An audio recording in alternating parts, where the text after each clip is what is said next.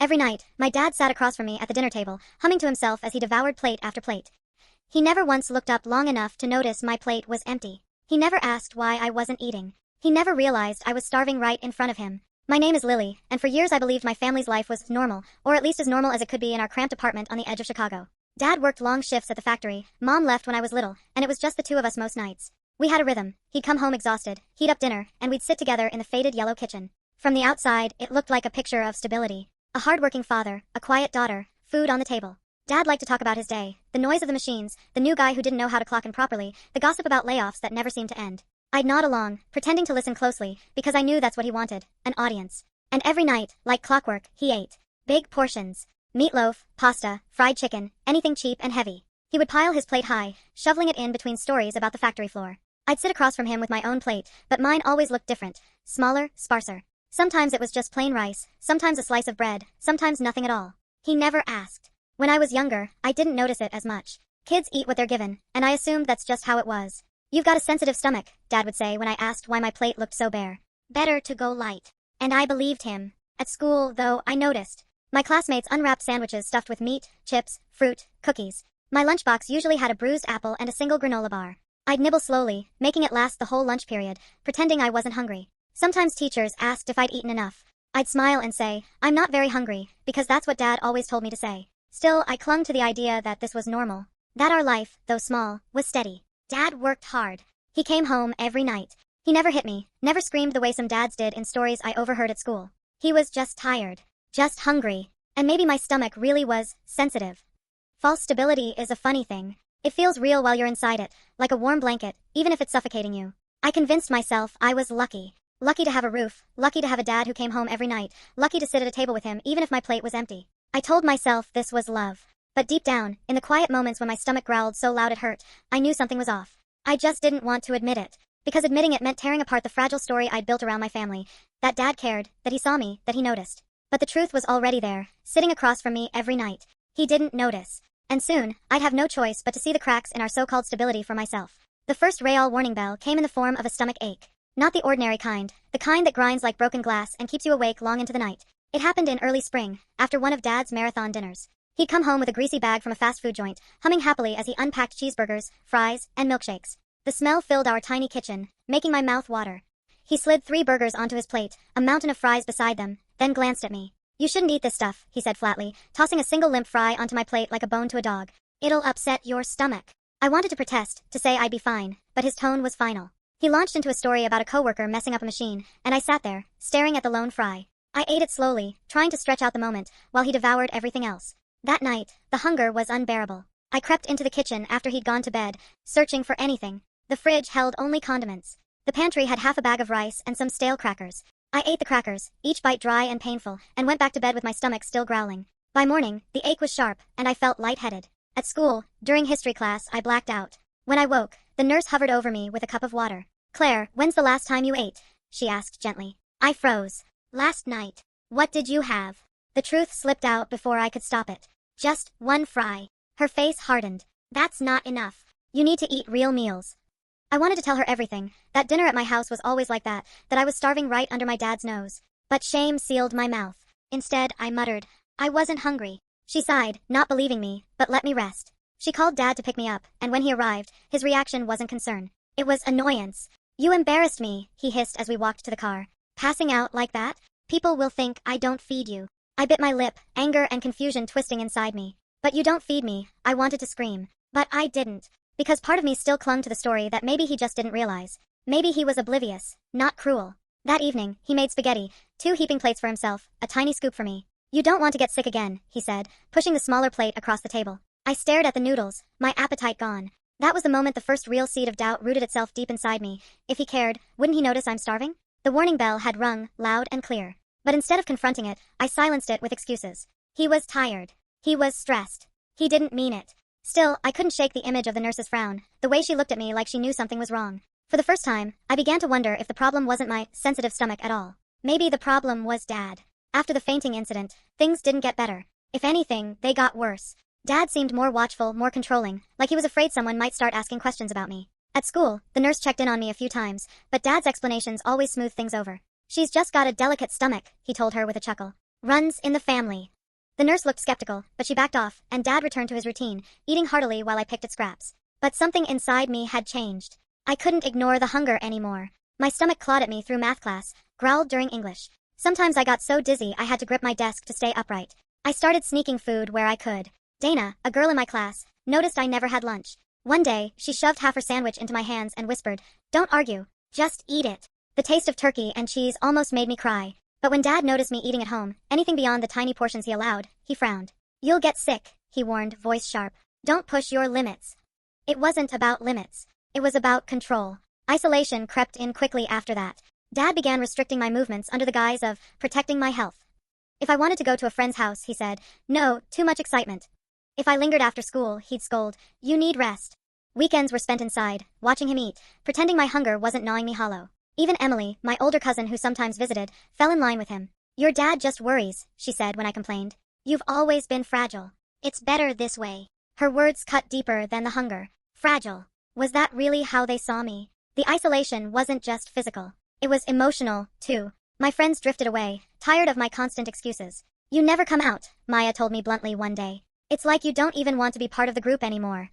She didn't understand that it wasn't me choosing. It was Dad choosing for me. At home, I tried small rebellions, stealing a granola bar from the pantry, sneaking crackers into my room. But Dad always seemed to notice. "You'll hurt yourself," he'd say, confiscating the food with a look that dared me to argue. The hunger got worse. Some nights, lying in bed, my stomach twisted so violently it felt like I was being eaten from the inside. I'd curl into a ball, tears soaking my pillow, while Dad snored loudly in the next room, full and oblivious. The more I pushed back, the more he tightened his grip. He stopped giving me lunch money entirely, claiming, "It's wasted on you. You barely eat anyway." When I protested, he said coldly, "Don't be ungrateful. You've got a roof over your head. Plenty of kids don't." It was hard to argue with that.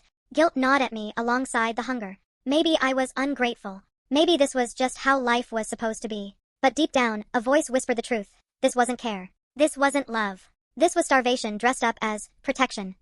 And the more isolated I became, the louder that voice grew. By the time spring turned to summer, I was thinner than I'd ever been. My cheeks hollowed, my clothes hung loose, and yet Dad didn't seem to notice, or didn't want to. Every night, he still sat across from me, humming as he shoveled food into his mouth, blind to the empty plate in front of me. But the isolation wasn't just crushing me, it was setting the stage for what came next. Because secrets like his don't stay hidden forever. And soon, something would crack the facade wide open. The breaking point didn't come in some dramatic explosion. It came quietly, in the middle of an ordinary Tuesday evening, when Dad brought home groceries in 2 heavy bags. He dumped the bags on the counter, humming, and pulled out his usual haul. Frozen dinners, bags of chips, soda, and packs of meat.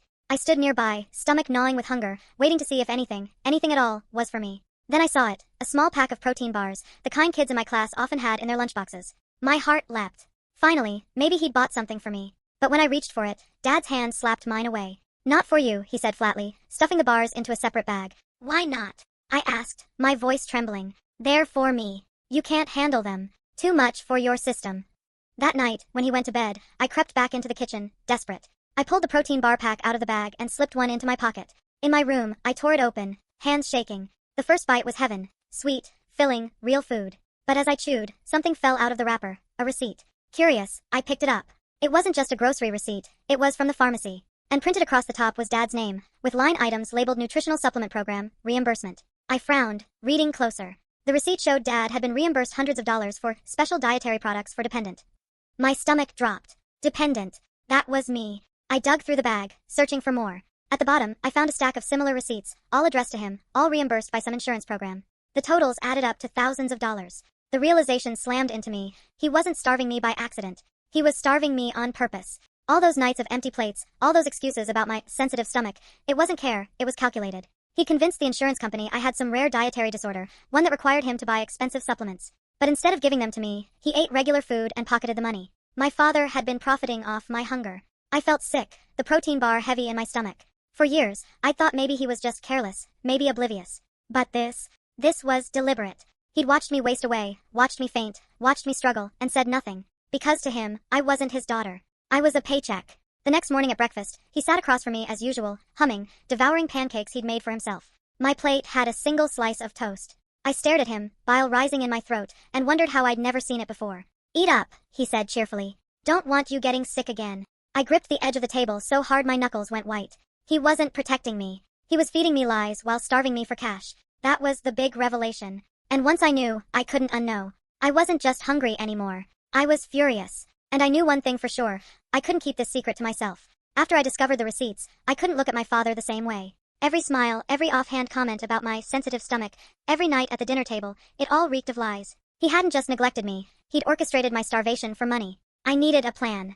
The first step was telling someone I trusted. Dana was the obvious choice. One afternoon, I pulled her aside after school, slipping the receipt from my pocket. "Look at this," I whispered. She read it, eyes widening. "Nutritional reimbursement? Claire, this says he's getting paid for your food." "Exactly," I said bitterly. "Except I never see any of it." Dana's jaw tightened. "This is abuse. You have to tell someone." "But who?" Every time I thought about going to a teacher or counselor, panic rose in my throat. What if they didn't believe me? What if Dad spun another story about me being unstable, about me lying? He'd fooled everyone for years. Dana grabbed my hand. "Then we'll make them believe. But you need more proof." So we started gathering it. Every night, while Dad snored in front of the TV, I snuck into the kitchen with my phone. I photographed receipts, bank statements left on the counter, even the special supplement boxes he kept stashed away, always sealed, never opened. Dana helped too. She recorded my empty lunchbox at school, the way I'd sit alone while everyone else ate. She documented the times I nearly fainted in class, whispering into her phone, "Claire hasn't had breakfast." She told me her dad only gave her toast. Piece by piece, we built a case. But evidence alone wouldn't be enough. I needed a stage, a place where Dad couldn't brush it off, where people would be forced to see. That opportunity came sooner than I expected, the annual community dinner at the factory where Dad worked. Families were invited, employees recognized, supervisors gave speeches. It was Dad's favorite night of the year, his chance to show off. Dana grinned when I told her. "Perfect. If we expose him there, in front of his bosses, his co-workers, and the community, he can't hide. They'll all see who he really is." The thought terrified me, but I knew she was right. In the days leading up to the dinner, I prepared. I printed copies of the receipts, highlighted the totals, organized the photos. Dana made backup files on a USB drive. "If he tries to deny it," she said, "we'll drop it all on the projector." The night of the dinner, Dad dressed in his best shirt, whistling as he adjusted his tie. "Big night, kiddo," he said proudly. "We'll get a nice meal." The irony nearly made me choke. At the banquet hall, long tables were laid with steaming dishes, roast beef, mashed potatoes, green beans, fresh bread. My stomach growled painfully, but Dad didn't notice. He loaded his plate sky high and sat across from me, beaming. My plate, once again, was bare. Dana was there too, sitting at another table with her parents. She caught my eye, giving me a tiny nod. The plan was in motion. When the speeches began, Dad's supervisor praised him for dedication and sacrifice, calling him a role model. My father stood, shaking hands, soaking in the applause. And that was my moment. I rose to my feet, my voice trembling but loud. "He's not a role model. He's been starving me." The room went dead silent. All eyes turned to me. Dad froze, his smile faltering. I held up the receipts, my hands shaking. "He's been collecting money for nutritional supplements, thousands of dollars. But I never see any of it. I come to school hungry every day. I faint in class. And every night, he eats in front of me while my plate is empty." Gasps rippled through the crowd. Dana darted forward, holding up her phone. "I have recordings," she announced. "Proof." Dad's face twisted with rage. "Claire, sit down," he hissed. But the truth was already out. His co-workers stared in horror, supervisors whispering furiously. Parents pulled their kids closer, glaring at him. The facade crumbled in seconds. For the first time, Dad wasn't in control. And I knew, we were just getting started. The silence in the banquet hall was crushing. Dozens of eyes bore into me, then shifted to my father. He stood frozen, receipts trembling in my hand like a spotlight he couldn't escape. For a man who thrived on being respected, admired, and seen as dependable, the truth had cut his mask clean in half. "Claire," he said finally, his voice low, almost a growl. "Sit down." But I didn't move. My legs shook, my throat felt raw, but I stayed standing. "No, not this time." A murmur rippled through the crowd. Dana stepped closer, holding her phone high. "She's telling the truth. I have videos. She hasn't been eating because he won't let her.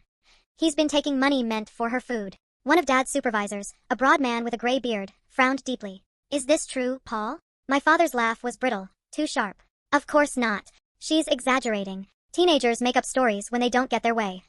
He *** me a look of venom. "Ungrateful, that's what she is. After everything I've done. Everything you've done." My voice cracked but carried. "You let me starve while you filled your plate. You told me I was fragile, that I couldn't handle food, just so you could pocket money that was meant for me." Gasps spread again. Someone muttered, "My God!" Dad slammed his fist on the table, dishes rattling. "Enough!" he barked, his composure gone. "You don't know what it takes to keep a roof over your head. You think money just appears? Those reimbursements kept us afloat. By starving your own daughter?" Dana **t back, her voice sharp as glass. The room exploded into whispers, people horrified. Supervisors pulled out phones, already calling someone. A woman in the crowd, a mother I recognized from school functions, stood up, glaring at him. That's child abuse. Security, hired for the event, began to approach. Dad's face flushed a deep red, his hands shaking. This is ridiculous, he spat. She's fine. Look at her. She's standing here, isn't she? Not sick, not starving, just dramatic. But the evidence was undeniable. Dana quickly plugged her USB into the projector. Photos flashed across the screen, empty lunchboxes, unopened supplement boxes, the receipts with his name in bold print. The whispers turned to outrage. My father lunged toward the projector, but security grabbed him. Sir, you need to step back. Let me go, he shouted, struggling. She's lying. They're all lying. But no one believed him anymore. The room was against him, a wall of witnesses who had seen enough. The police were called. Within minutes, officers arrived, their presence commanding. They listened to Dana, to me, to the supervisors who'd witnessed everything. My father tried to argue, but his words tumbled out in furious nonsense, unraveling with each second. When the cuffs clicked around his wrists, the hall erupted again, this time with stunned silence. He twisted to glare at me as they led him away, his face twisted with betrayal. You'll regret this, Claire, he spat. You think anyone will take care of you now? But his words didn't land the way he wanted. For the first time, I felt free. As the doors shut behind him, Dana wrapped an arm around me. You did it, she whispered. I looked at the scattered papers, the half-eaten plates, the stunned faces of co-workers and parents. My body trembled with adrenaline, but a calm settled over me too. 4 years, he controlled the narrative, convinced everyone I was fragile, helpless. But tonight, the truth had been dragged into the light. And he couldn't bury it anymore. The night my father was led out of the banquet hall in handcuffs, something inside me shifted. 4 years, I had felt like a ghost at my own dinner table, silent, invisible, starving while he devoured. But in that moment, with witnesses staring and his lies unraveling, I finally felt seen. The aftermath was messy. News spread quickly through the factory community. Parents whispered at school drop-offs, co-workers traded gossip about how Paul Carter was arrested at his own celebration. Some pitied me. Others avoided me, as if speaking to the girl whose father was jailed for starving her would infect them with scandal. But I didn't care anymore. For once, the truth was louder than the lies. Dana and her family took me in that first week. Their home was warm, cluttered with laughter and the smell of real food, something I hadn't experienced in years. Dana's mom piled my plate high every night, tears in her eyes when I tried to refuse out of habit. Eat, sweetheart, she insisted softly. You deserve it. And I did. At first, eating was strange. My body had learned to survive on crumbs, and suddenly it was faced with full meals.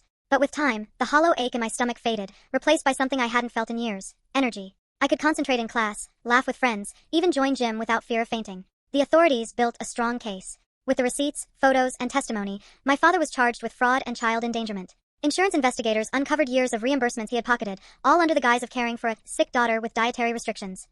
The image of the hard-working single dad collapsed under the weight of the truth. When the trial came, I testified. My voice shook, but I told the jury everything. The empty plates, the excuses, the hunger pains that woke me in the night. I held up the receipts, explaining how he used me as a paycheck. The jury didn't take long. He was sentenced to prison. Seeing him led away again should have hurt, but it didn't. The father I had wanted, the one who noticed, who cared, had never really existed. The man in front of me had chosen control and greed over love. Emily, my cousin, wrote me letters after the trial, apologizing for never seeing the truth.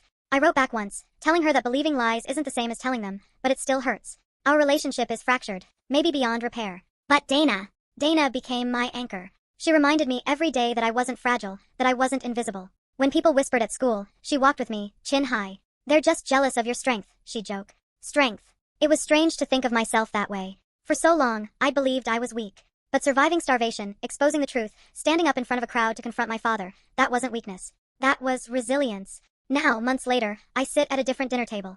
My foster placement is official, and Dana's family has become my family in every way that matters. We laugh, we argue about which TV show to watch, we pass dishes back and forth until everyone's plate is full. No one hums with self-satisfaction while I starve. No one pretends not to notice. I notice. Every bite is a reminder. I am alive. I am free. The emotional aftermath isn't simple. Some nights, I still wake up panicked, convinced I'll find my plate empty again. Some mornings, I hesitate before reaching for food, guilt tightening my chest. But then Dana nudges me, or her mom slides another pancake onto my plate, and I remember, I don't live in his house anymore. I live in the truth now. My father thought he could starve me into silence, turn my pain into profit. But all he did was teach me the power of hunger, not just for food, but for freedom, for justice, for love that isn't conditional. And that hunger is something no one can ever take from me again.